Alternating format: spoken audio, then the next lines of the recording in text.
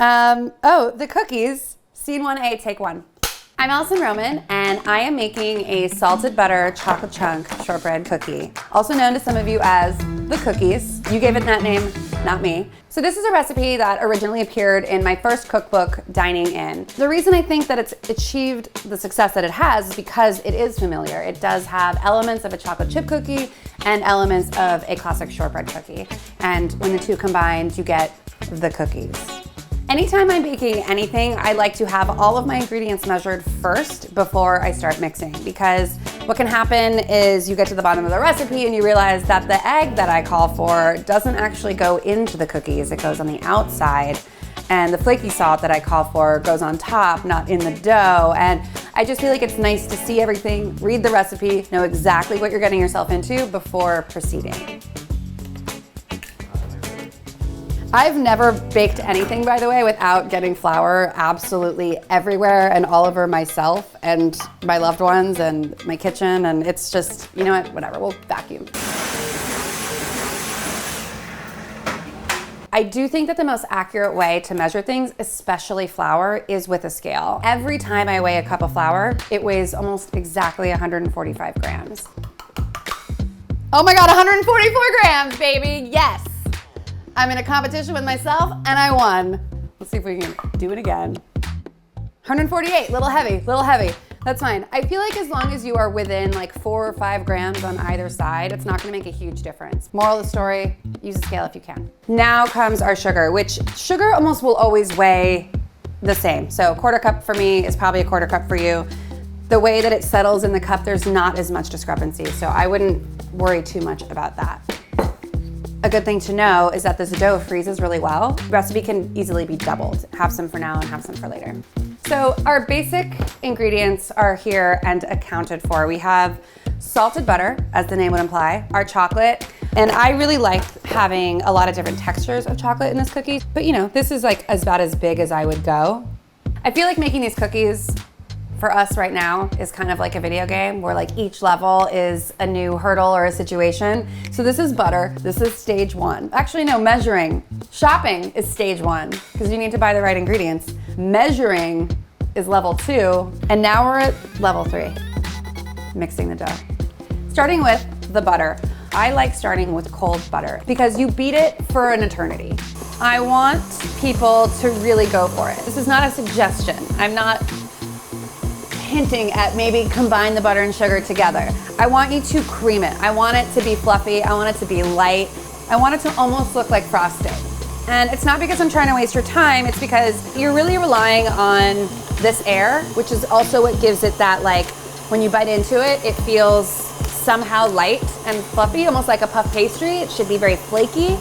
Beating the air into it at this stage is what's gonna get you there. So I'm gonna scrape down everything to kind of make sure that all of the butter at the bottom is getting mixed with all of the sugar. All right, our butter and sugar is pretty much there. You can see in this bowl, it already looks like there's more stuff in there. And now I'm gonna add my flour.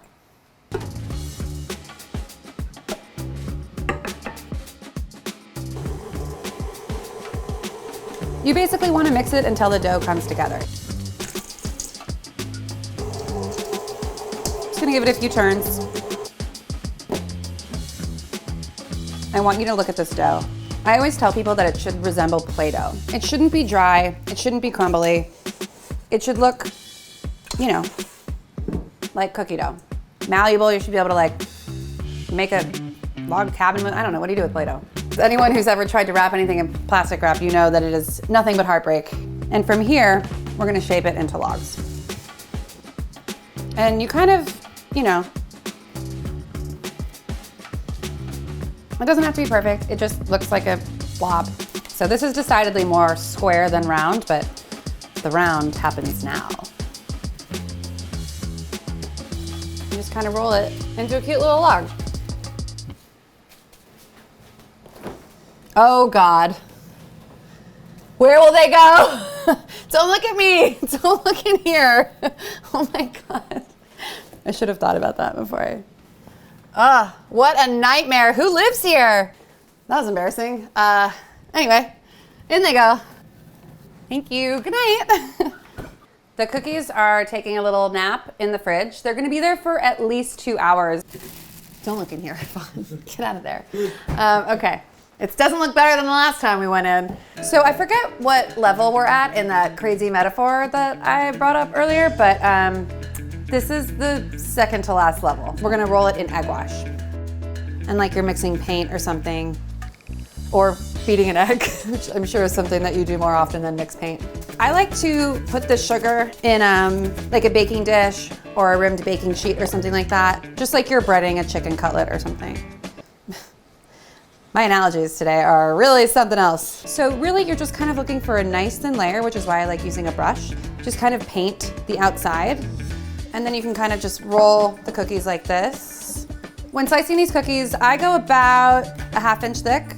Sometimes even when I'm cutting them, the dough will crumble a little bit, and that's okay because you can kind of piece it together. It's pretty forgiving. This is probably the most common thing that will happen to my cookies when you get to like a large chunk, but I literally just put it back together. A little Humpty Dumpty situation. We all know that one? Yeah. They can go definitely closer together. These cookies will not spread. So to finish, they're gonna get a sprinkling of salt, and you're not gonna use kosher salt, you're gonna use a nice coarse flaky salt. And now they go in the oven.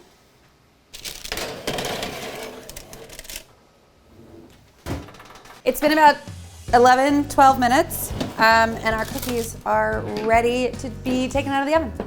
So you can tell they're ready because they are golden brown around the edges. They're still pretty pale in the center, but they're crispy. They smell amazing, and I think they look pretty perfect. My little babies. Go ahead and transfer them to, one by one to a wire rack, or if I had more parchment, kind of letting them cool here.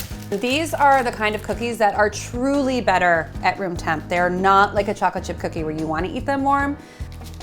What an extremely fun plate of cookies. And my favorite one is gonna go on top. There they are, our cookies, a cookie. Salted butter, chocolate chunk, shortbread cookie. And now comes the moment we've all been waiting for. So they should be crunchy, they should be crispy. That texture in there that is like kind of almost like laminate-y, it's like flaky but still dense is exactly what we're looking for. I think my favorite part about them is that to me they're the best of every world. Like they have that vanilla and brown sugar and like crispy edge business that a chocolate chip cookie does, and they've got the dense buttery flakiness that a shortbread does. So to me it is like absolutely the perfect cookie. They're really good, you guys. They're really good. For the recipe and a lot more, you can check out New York Times Cooking.